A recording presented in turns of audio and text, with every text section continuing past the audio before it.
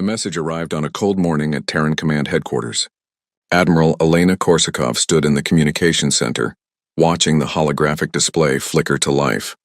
The alien face that appeared was tall and angular, with purple skin that seemed to shimmer under artificial light. 4 eyes blinked in sequence as the creature spoke.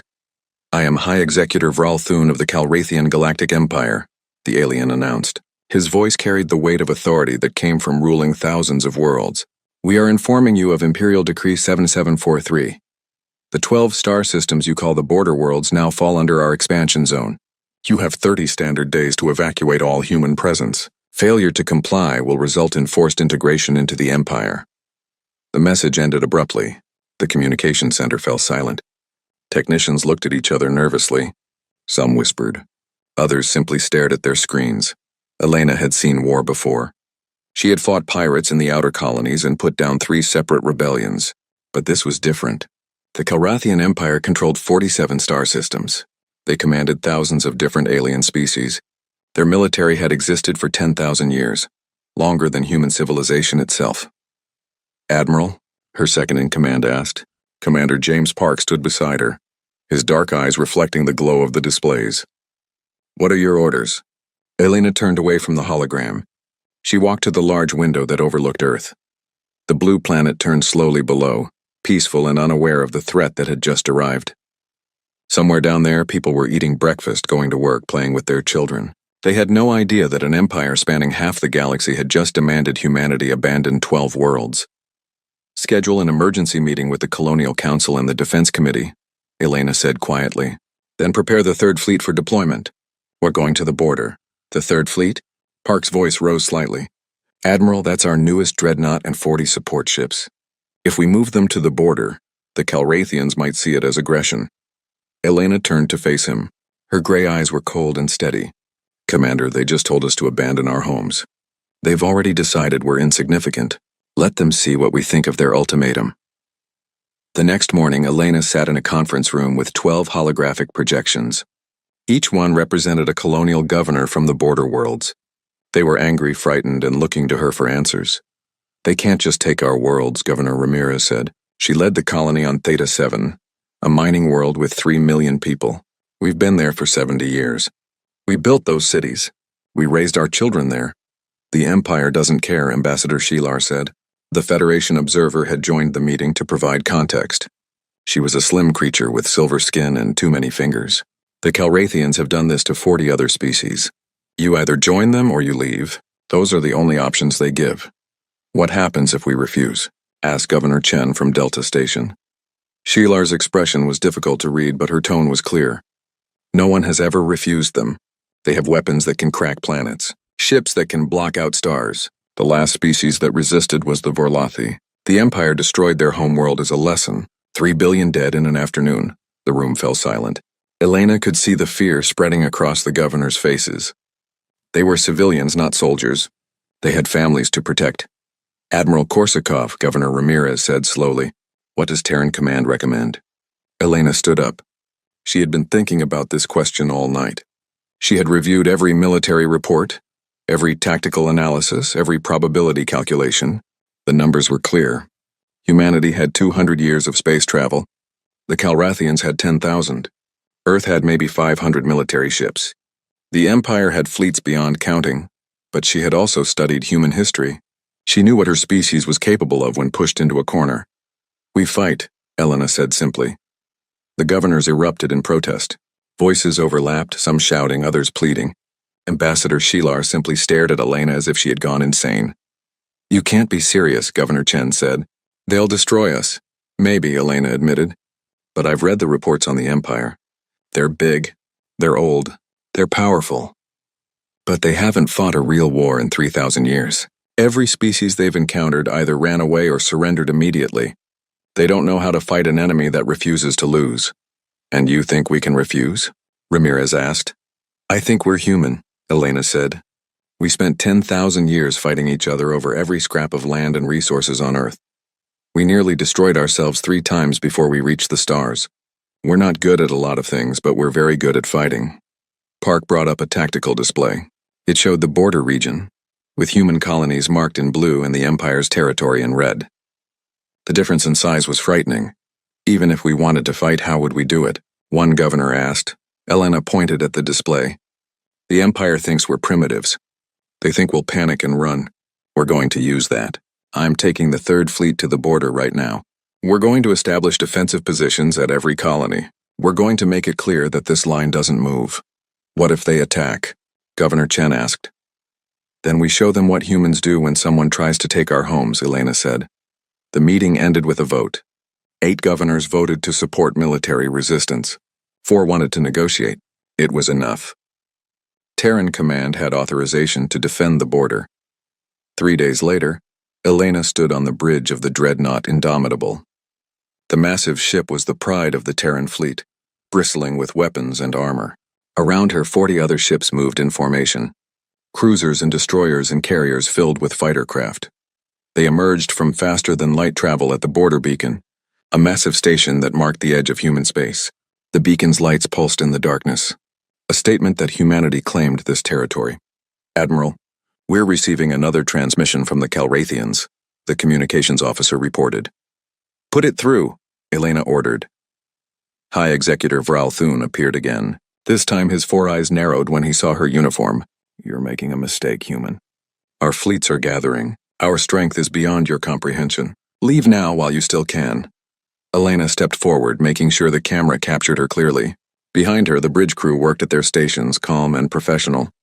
She wanted the Empire to see that humans weren't afraid. High Executor, I am Admiral Elena Korsakov of Terran Command. You have demanded we abandon our colonies. We refuse. The border worlds are sovereign human territory. Any attempt to cross this line will be considered an act of war. This is your only warning. Turn back or discover why humanity doesn't yield. She cut the transmission before he could respond. Park approached her quietly. Admiral, that was the Calrathian Galactic Empire. They've never been refused before. They're going to come for us now. Elena looked out at the stars. Somewhere out there, the Empire was watching. They were probably laughing, thinking humanity had signed its own death warrant. Let them come, she said softly. The line holds here. The Indomitable's engines hummed with power. Around the fleet, defensive drones deployed. Sensor arrays swept the darkness. Every ship went to combat readiness. The border was drawn. The ultimatum was rejected. Whatever happened next would echo across the galaxy for generations. Elena didn't know if humanity could win this fight, but she knew with absolute certainty that they would fight it anyway. That was what humans did. They stood at the edge of the impossible and dared it to push them back. The galaxy was about to learn a lesson it had forgotten over 10,000 years of peace. Some species would run from overwhelming force. Some would negotiate. Some would surrender. Humans did none of these things. They simply drew a line and said no. 29 days passed. The Calrathian Empire kept its word.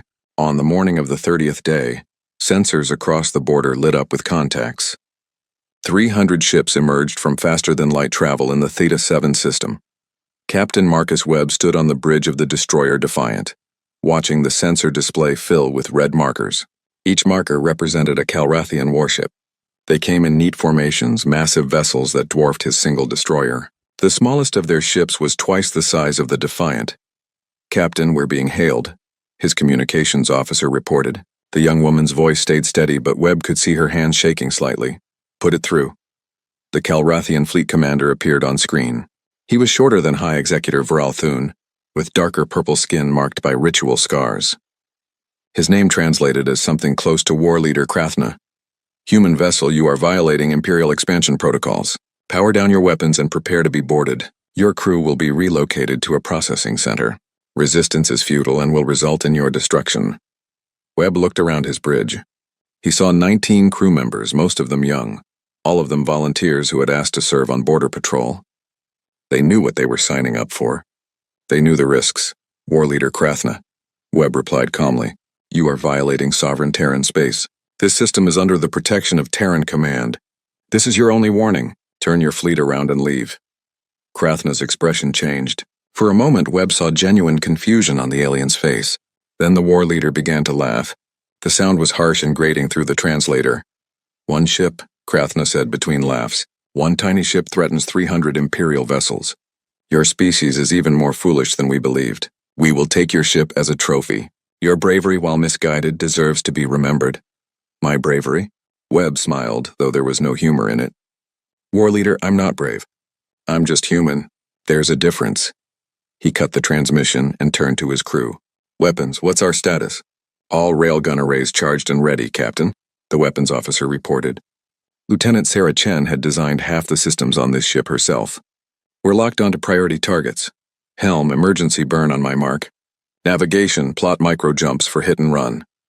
The Calrathian fleet began moving forward. They came slowly, confidently. 300 ships advancing on one destroyer. They didn't even bother with battle formations. This wasn't a fight. This was an execution. Captain, they're charging weapons, the tactical officer called out. Wait for it, Webb said quietly. The Calrathians closed to 20,000 kilometers. Their lead ships began targeting solutions. Webb could see the weapon signatures building on his sensors. Now, he said simply. The Defiant opened fire. Humanity had been building weapons for thousands of years. They started with rocks and sticks, moved to swords and arrows, invented gunpowder and missiles and nuclear weapons. When they reached the stars, they brought that same violent creativity with them. The railgun was an old concept, simple physics applied with human determination. Accelerate a solid projectile to impossible speeds and let kinetic energy do the rest. No warheads needed. No explosives. Just pure momentum transfer. The Defiant's experimental arrays fired 30 rounds per second. Each round was a depleted uranium slug the size of a fist, traveling at 3% the speed of light. At that speed, even the smallest projectile hit with the force of a small nuclear weapon. The Calrathian shields had been designed to stop energy weapons and missiles. They weren't designed for solid projectiles moving at relativistic speeds. The first volley hit 6 ships simultaneously. Shields flickered and collapsed. Armor meant nothing. The slugs punched through hulls, vaporizing everything in their path. 2 ships exploded outright. 4 more lost power and began drifting, trailing atmosphere and debris. Evasive maneuvers, Webb ordered. The Defiant's engine screamed as the destroyer broke away from its position. Calrathian return fire lit up the space where they had been moments before. Targets acquired, Chen reported. Firing, another volley. Another 6 ships crippled or destroyed. The Calrathians had never faced weapons like this. Their doctrine assumed energy shields could protect them. Their tactics relied on overwhelming firepower from large, slow-moving capital ships. The Defiant was small, fast, and hitting far above its weight class. Captain, detecting massive energy spike, the sensor officer called out. They're bringing their dreadnoughts forward. Webb checked the display. 4 massive ships, each one the size of a city, were moving to engage. Their weapons could turn a planet into ash. One hit would vaporize the Defiant. Time to leave, Webb said. Navigation, execute microjump. Take us to Rally Point Delta. The Defiant vanished into faster-than-light travel, leaving the stunned Calrathian fleet behind. War leader Krethna stared at the tactical display in disbelief. 12 ships destroyed, 28 more damaged. All from one human destroyer, impossible. Pursue that ship, he ordered. All vessels converge on its last known vector. War leader, we're detecting multiple new contacts, his sensor operator reported. 100, 200, 400 contacts and rising. Krethna felt something he hadn't experienced in 300 years of military service. Fear. The human Third Fleet emerged from stealth. Admiral Korsakov had positioned them in a wide sphere around the system, waiting. The Defiant had been bait, and the Calrathians had taken it eagerly. Now they were surrounded.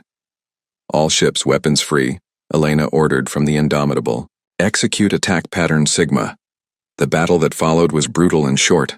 The Calrathian fleet had numbers, but the humans had planned every second of this engagement. Destroyers equipped with railguns swept the flanks. Cruisers launched swarms of missiles that overwhelmed point defenses.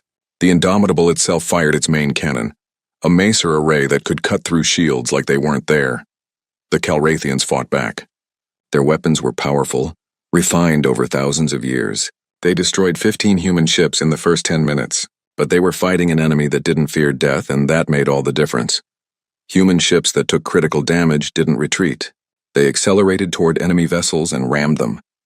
Crew members stayed at their stations even as ships came apart around them, firing weapons until the last possible second. 2 hours into the battle, war leader Krethna gave the order to retreat. His fleet had been reduced to less than 100 ships. The humans had lost 40 vessels but showed no signs of stopping. As the surviving Calrathian ships fled into faster-than-light travel, Krathna recorded a message for High Executor Vralthun. The humans fought like nothing we have ever encountered. They do not value their lives over victory. Their weapons are crude but effective. Their tactics are unpredictable. I recommend we reconsider this expansion. He sent the message, knowing it would likely end his career. The Empire did not accept defeat. On the bridge of the Indomitable, Elena watched the enemy fleet disappear. Around her, the crew erupted in cheers. They had won. Against impossible odds, they had won. But Elena didn't celebrate. She knew this was just the beginning. The Empire would be angry now. They would come back with more ships, more weapons, more determination. "Commander Park," she said quietly. "Yes, Admiral. Get me Terran command. Tell them we need every ship, every weapon, every soldier we can spare. The Empire will return, and when they do, they won't underestimate us again." She looked out at the stars, at the debris field where 40 human ships had died defending their home. Their crews had known the risks. They had fought anyway. And Park? Tell the shipyards to start building more destroyers like the Defiant. A lot more. Across the galaxy, the news spread quickly.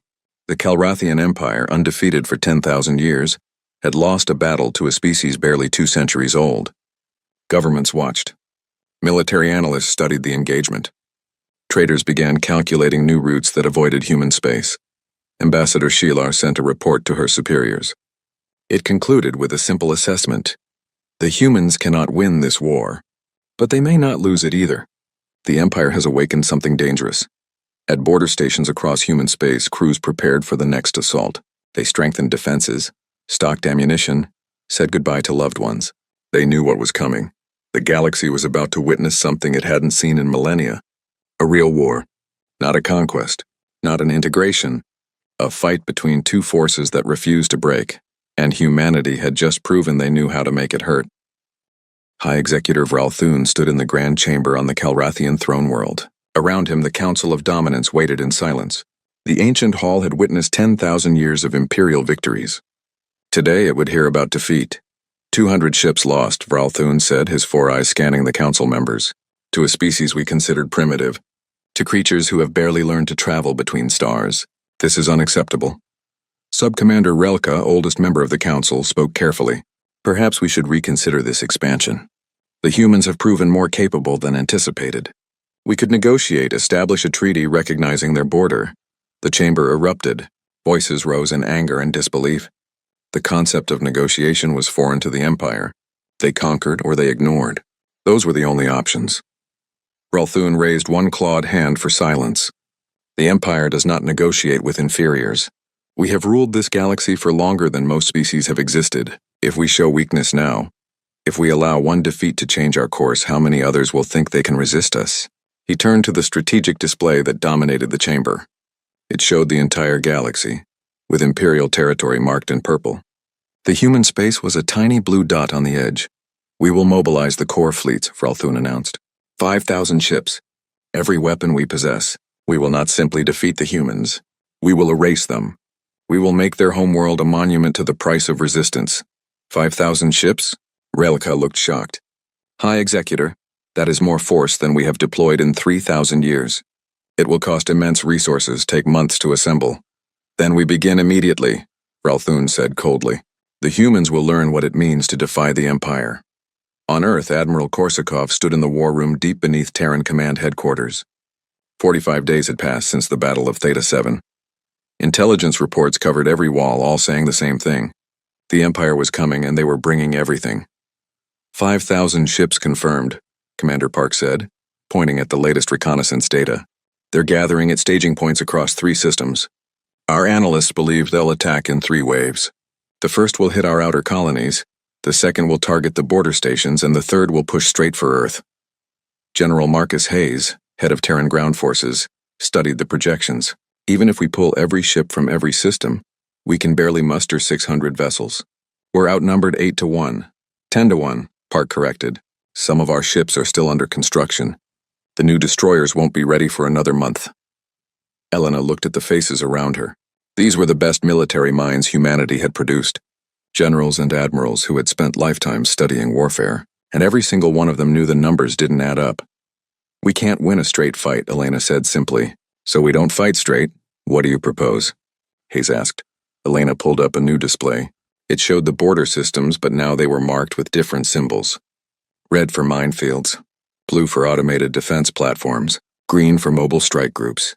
We turn every colony into a fortress. We mine every approach vector. We fill space with weapons that don't need crews.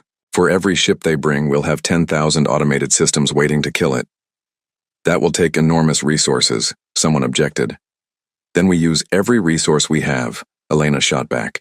Every mining station, every construction yard, every factory on every world. We've been at peace for 50 years. We've built a civilization. Now we turn that civilization into a weapon. And if it's not enough, General Hayes asked quietly.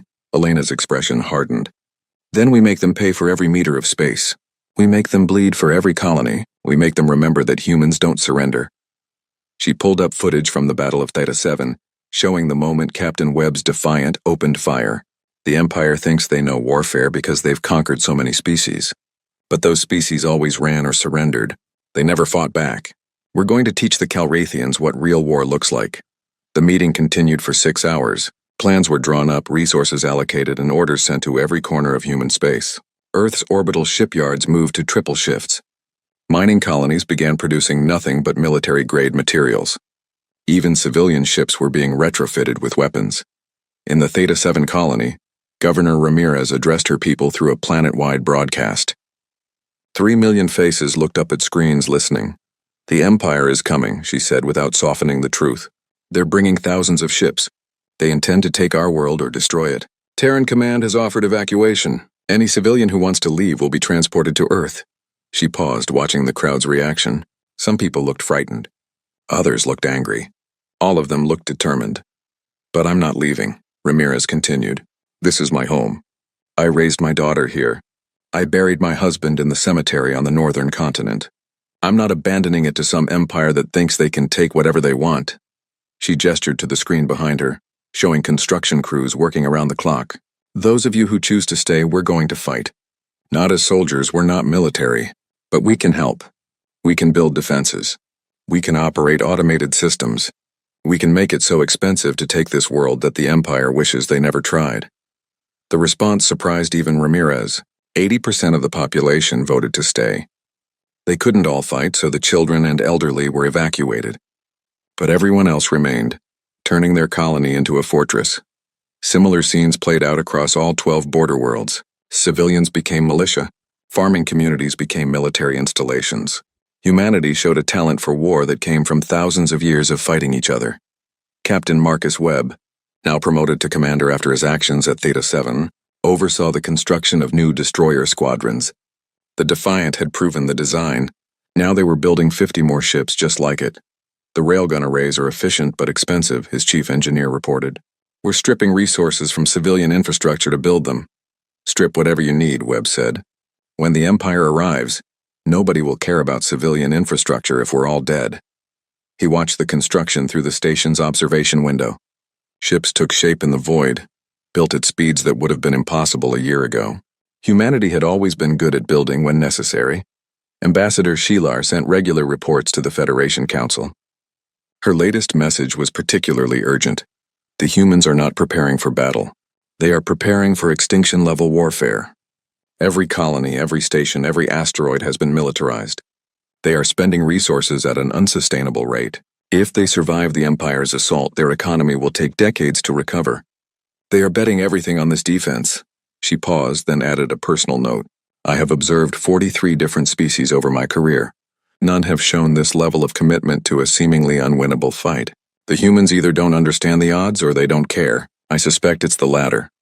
60 days after Theta 7, Elena received the first reports of Empire fleet movements. They were coming just as intelligence had predicted. 3 massive armadas, each one larger than anything humanity had ever assembled. She stood on the bridge of the Indomitable, now stationed at the border's central defense point. Around her, 90 ships waited in formation. It was the largest concentration of human military force since the colony wars. Admiral, we're receiving multiple transmissions from the border stations, communications reported. They're all saying the same thing. The Empire's first wave just entered sensor range. 2,000 ships confirmed. Elena felt the weight of command settle on her shoulders. Millions of lives depended on the decisions she made in the next few hours. Earth itself could fall if she failed, But she also felt something else. Pride. Not in herself, but in her species. Against impossible odds, facing an enemy with 10,000 years of conquest behind them, humanity had looked at the approaching doom and decided to fight anyway. All stations, this is Admiral Korsakov, she broadcast on all channels. The Empire is here. They think their numbers will break us. They think we'll panic and surrender. They're wrong. Every human throughout history who stood against impossible odds, everyone who fought when retreat was the smart choice, they're with us now. The line holds. Today, tomorrow, forever. The line holds. Across 12 star systems, across hundreds of stations and thousands of ships, millions of humans heard her words. They weren't professional soldiers, most of them. They were miners and engineers, farmers and teachers, parents and children who had never wanted war. But they were human, and humans knew how to fight. The first wave of the Calrathian assault began. 2,000 ships crossed the border, heading for the outer colonies. They expected resistance. They expected a battle. They got a massacre. The humans had turned space itself into a weapon. Every kilometer was watched, mined, and defended. The Empire's ships flew into a prepared kill zone, and humanity showed them what 200 years of weapons development could achieve when you never stop preparing for war. The Calrathian first wave hit the outer defenses of the Theta system like a hammer. 2,000 ships, weapons charged, shields at maximum. War leader Krathna, given a chance to redeem himself, led the assault. He expected the humans to meet him with their fleet, to fight ship to ship in honorable combat. Instead, he flew into hell. The first mines detonated when his vanguard was 50,000 kilometers from the colony. They weren't traditional explosives. Humans had spent 60 days building something worse. Nuclear-pumped lasers, thousands of them, hidden in debris fields and powered by small fusion warheads. When they activated, they turned empty space into a web of cutting energy. 300 ships died in the first 30 seconds. Shields meant nothing when the attack came from every direction at once. Calrathian vessels that had survived 1,000 battles simply came apart, cut into pieces by invisible beams of coherent light. Evasive action, Krathna screamed, but there was nowhere to go. The minefield extended for millions of kilometers. Every time his ships tried to maneuver, they triggered more weapons. Then the railgun platforms opened fire. Humanity had built them in secret, disguised as sensor arrays and communication satellites. Each platform held a single railgun, less powerful than those on the Defiant but still deadly. They fired solid slugs at fractional light speed, and the Calrathians learned what their shields couldn't stop. Fall back to defensive formation, Krathna ordered. His fleet tried to regroup, pulling into a tight sphere where they could support each other with overlapping fire. It was standard Imperial doctrine tested over thousands of years. It was also exactly what the humans wanted them to do. The asteroid came out of nowhere. The Calrathians detected it far too late, a chunk of rock 5 kilometers across, accelerating on chemical rockets that had been attached months ago. It wasn't moving at relativistic speeds, but it didn't need to. At 500 kilometers per second, mass was mass. The asteroid hit the center of the Calrathian formation and shattered. Fragments tore through shields and armor. Ships that survived the initial impact found themselves trapped in a debris field traveling at lethal velocity. Hundreds more vessels died, crushed or torn apart by simple kinetic force. Commander Webb watched from his destroyer, now part of Strike Group Delta. 50 ships, small and fast, positioned throughout the system. They had stayed hidden during the initial assault, waiting for their moment. All ships weapons free, he ordered. Attack pattern Webb 7. The human strike group hit the Calrathians from behind. Railguns fired, missiles launched, and close-range lasers cut through damaged ships. The Empire's fleet, reeling from the automated defenses, suddenly found themselves fighting an actual military force. The battle lasted 6 hours. When it ended, less than 800 Calrathian ships retreated. The humans lost 19 vessels, most of them damaged platforms and stations. The kill ratio was nearly 40-1. High Executor Vralthun received the report in stunned silence. 2,000 ships sent. 800 returned. The humans had turned the Theta system into a death trap. Deploy the second wave, he ordered. 3,000 ships. Sweep the minefields clear before advancing. Use our heavy siege vessels to destroy the platforms from range. The second wave learned from the first. They came slowly, methodically, sending expendable drones ahead to trigger the mines. They kept their distance from the automated platforms, using long-range weapons to destroy them one by one. It took them 10 days to clear a single approach corridor to the colony. Admiral Korsakov watched their progress from the Indomitable. "They're adapting," she told Commander Park. "Good. It means they think they understand our strategy, don't they?" Park asked. Elena smiled without humor. "They understand what we've shown them. They have no idea what we've hidden."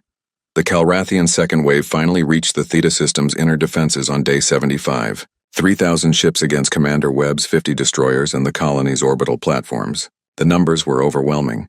That's when Governor Ramirez activated Project Scorpion. The colony itself transformed. Manufacturing facilities that appeared to be producing civilian goods revealed their true purpose.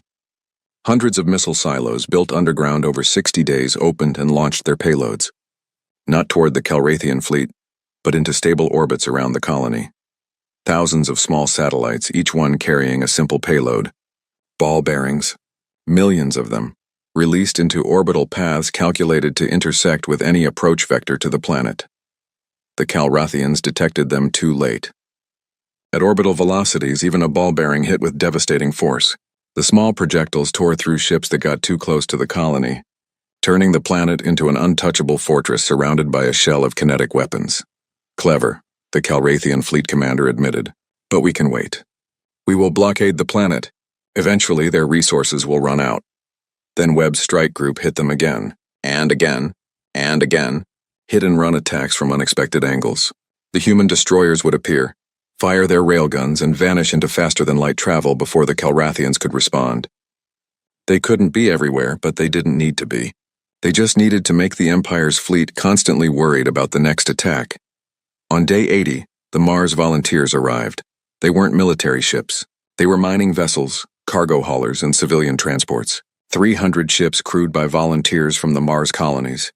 People who had no military training but plenty of courage. Their ships had been modified, weapons removed to make room for a single system. Each vessel carried a faster-than-light drive programmed for one final jump. They came in waves, targeting the largest Calrathian vessels.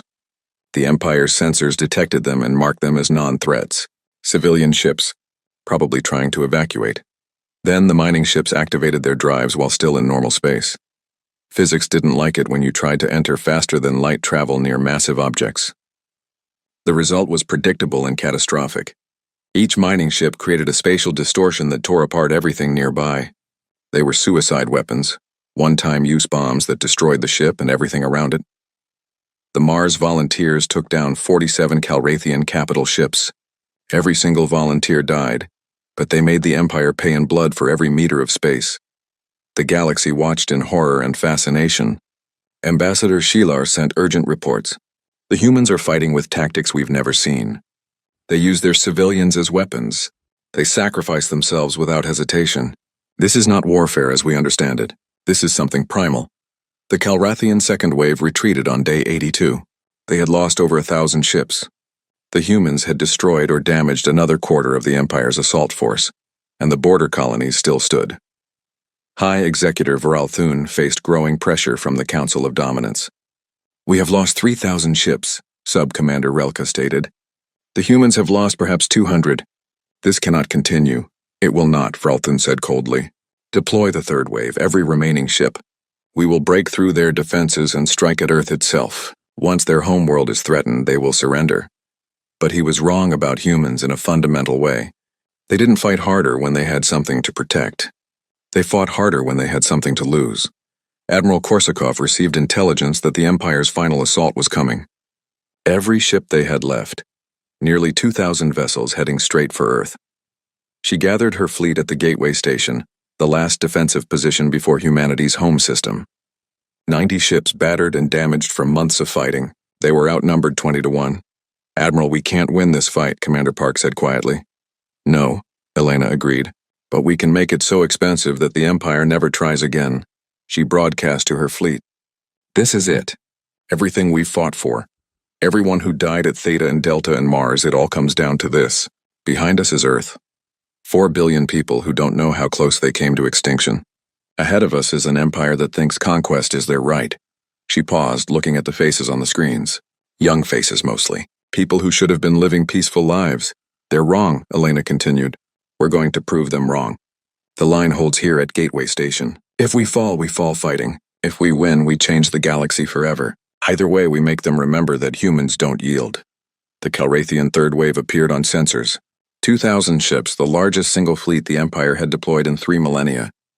They came in battle formation, shields overlapping, weapons charged. At Gateway Station, 90 human ships waited. Behind them, Earth turned peacefully in space, unaware of the apocalypse approaching. Commander Webb's destroyer, patched up after 4 major battles, took position at Elena's side.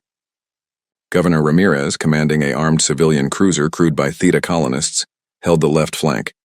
The Mars Memorial Squadron, named for the volunteers who died, held the right. All ships, Elena said softly. For Earth, for humanity. For everyone we've lost, fire. The Battle of Gateway Station began. It would last 3 days, and when it ended, the galaxy would never see humanity the same way again. Day 1 of the Battle of Gateway Station was pure chaos. The Calrathian fleet came in hard and fast, trying to overwhelm the human defenses through sheer numbers. 2,000 ships against 90. The mathematics should have been simple, but mathematics didn't account for human determination. Admiral Korsakov's fleet didn't try to hold a line. Instead, they flowed like water, moving through the Calrathian formation in small groups. Destroyers equipped with railguns would appear, fire devastating salvos, then vanish behind the cover of larger ships. Cruisers launched missile swarms that confused sensors and overwhelmed point defenses. Even damaged ships contributed, using their last power to ram enemy vessels or detonate their reactors at close range. High Executor Vralthun watched the battle from his command ship. The Imperial Glory, a massive dreadnought that had never seen defeat in 800 years of service. He couldn't understand what he was witnessing. They're not following any tactical doctrine, his tactical officer reported, confusion clear in his voice. Every ship operates independently. There's no unified command structure we can target. Then destroy them all, Vralthun ordered. Concentrate fire. Eliminate their vessels one by one. But the humans wouldn't stay still long enough to be eliminated. They fought like they had trained for this their entire lives because in a way they had. Every human grew up learning about Earth's wars, about desperate last stands and impossible victories. They carried that history in their blood. Commander Webb's destroyer took heavy fire in the first hour. His shields failed, his armor cracked, and half his crew died when a Calrathian energy weapon carved through the engineering section. But the Defiant kept fighting. Webb redirected all power to weapons and engines, turning his ship into a missile with railguns attached. Captain, we've lost life support on decks 3 through 7, his first officer reported. The woman's face was covered in blood from a head wound, but she stayed at her station. Reactor is at critical levels. We have maybe 10 minutes before containment fails. Then we make those 10 minutes count, Webb said calmly. He targeted the nearest Calrathian heavy cruiser. Helm, ramming speed. The Defiant accelerated toward the enemy ship. Calrathian point defenses tore into the destroyer, but Webb's ship was already dead. It was just moving fast enough to take someone with it. The collision destroyed both vessels. The explosion lit up the battlefield for a brief moment, bright enough to be seen from Earth's surface. Commander Marcus Webb died doing what he had done since the war began. Fighting. Admiral Korsakov saw the explosion and felt something cold settle in her chest. Webb had been a good officer, a good man. He deserved better than dying in the void of space. But there was no time for grief. The battle continued. Admiral, we're down to 70 ships, Commander Park reported. His uniform was torn, and smoke filled the bridge from a fire in the ventilation system. The Indomitable had taken enormous damage, but it still fought. The Calrathians have lost about 300 vessels, but they're adjusting their tactics. They're trying to surround us. Helena looked at the tactical display. Park was right. The Empire fleet was spreading out, trying to encircle the human forces and eliminate them through concentrated fire from all directions. Signal all ships, Elena ordered. Fall back to Earth's orbital space. We're going home. The retreat wasn't a surrender. It was a calculated move. The humans pulled back toward Earth, and the Calrathian fleet pursued. They thought they had won, thought the humans were finally breaking. They crossed into Earth's orbital defense perimeter on day 2 of the battle. Earth had spent 90 days preparing. Every orbital station had been armed. Every satellite had been repurposed. The moon's construction facilities had been building weapons platforms around the clock. Earth itself had transformed from a peaceful world into a fortress. When the Calrathian fleet entered firing range, the entire planet opened fire. Thousands of weapons, from the smallest point defense laser to massive orbital railguns that used Earth's own rotation to add velocity to their projectiles. The humans had turned their home world into a weapon, and they used it without hesitation. The Calrathian fleet took catastrophic losses. Ships that had survived months of fighting died in seconds, torn apart by weapons fire from every direction. High Executive Vralthun watched his fleet disintegrate around him. "Withdraw," he ordered, his voice hollow. "All ships emergency faster than light travel. Get us out of this system." But Admiral Korsakov wasn't done. She had kept one secret in reserve, one final weapon.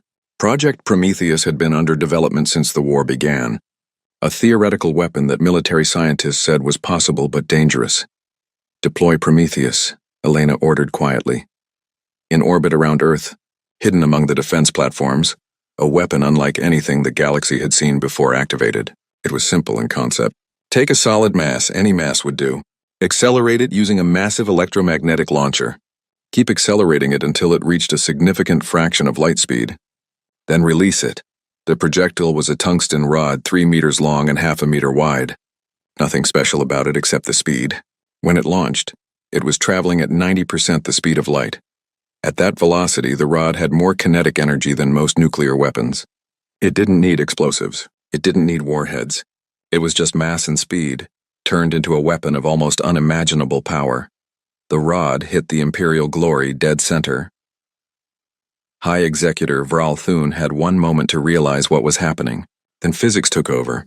The impact released energy equivalent to a large nuclear weapon, but concentrated into a much smaller point. The Imperial Glory, a ship that had survived 800 years of warfare, simply ceased to exist. The shockwave from the impact spread outward, crippling or destroying every ship within 10,000 kilometers. The Calrathian fleet broke completely. Nearly half their remaining ships were destroyed or damaged beyond repair. The survivors fled, jumping to faster-than-light travel in panic, abandoning their dead and wounded.